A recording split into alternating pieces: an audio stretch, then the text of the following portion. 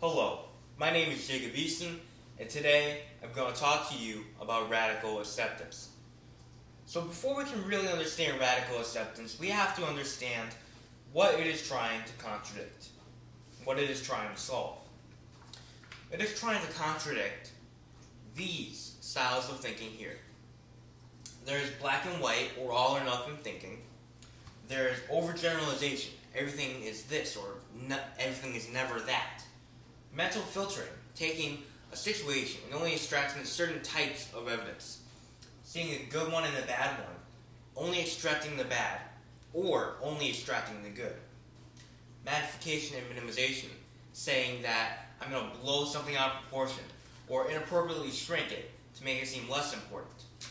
There's labeling of myself and of others, saying that, oh, I'm stupid, oh, you're a freak, so on and so forth. There's personalization, saying that this is my fault when it was yours, or this is your fault when it was mine. And also there's jumping to conclusions, saying that I'm going to try to predict what other people will do and what they're thinking, and so on and so forth. So where does radical acceptance play into this? Radical acceptance tries to get you out of the umbrella category that covers all of these. And that umbrella category is the theory of bad. As explained in my previous video, the theory of kindness, the theory of bad is essentially an umbrella term that embodies hate and resentment, anger, depression, anxiety, all these negative concepts. That is the theory of bad, and it is characterized by these styles of thinking. So, radical acceptance is essentially an attempt to understand and recognize the facts of a situation. However, radical acceptance does not mean I'm approving of a situation. It does not mean that I'm okay with the events that happen. It is merely saying that I understand the facts, that I recognize what has happened. Now, if we were to stop at radical acceptance, we would essentially all be nihilists, because saying that, well, I recognize what's going on, I recognize what's happening, but I'm not doing anything about it, is essentially a concept of nihilism. If we were to recognize everything that's going on, not care, and live life to the fullest, that'd be optimistic nihilism, and so on and so forth. But that's not what radical acceptance is. Radical acceptance is not nihilism, and it's also not approving of a situation. It's merely recognizing the facts and knowing what has happened. The next step is doing something with that information, with that understanding. Because, as explained in my previous video, the theory of bad is not a final stop. It's not a linear path. It is instead a cycle. Give me one moment to erase.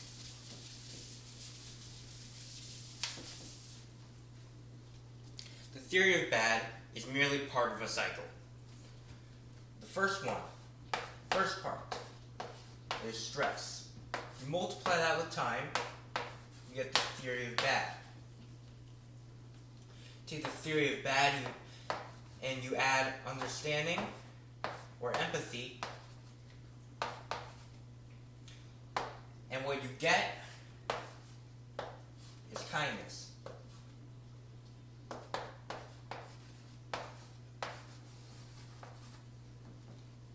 And from kindness, if you don't take care of yourself,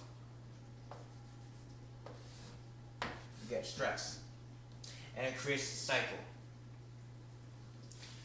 So if you take that understanding, that gratitude, and it creates empathy,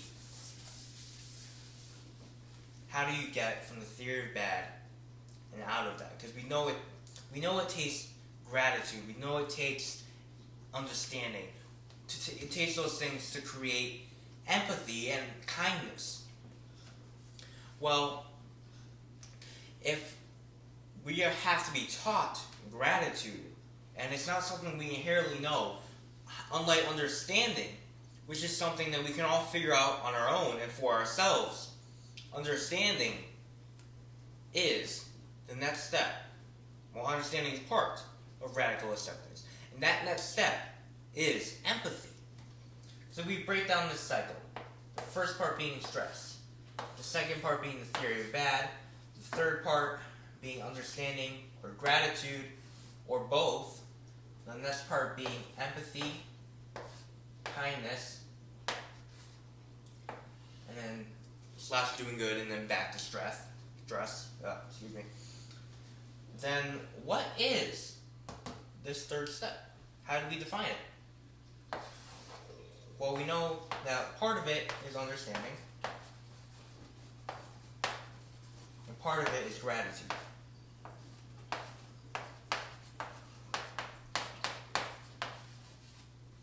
So we know that gratitude, we have to be taught. That's something that we do not inherently know how to do. Understanding, on the other hand, is something we can learn for ourselves.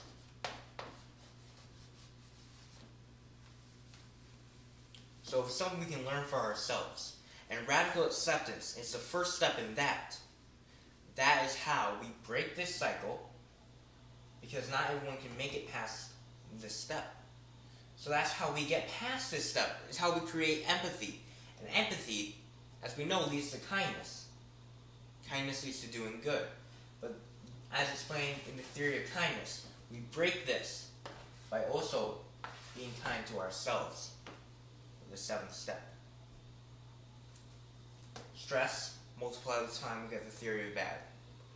The theory of bad, when combined with gratitude and or understanding, leads to empathy, leads to kindness, leads to doing good, and taking care of ourselves will break the cycle.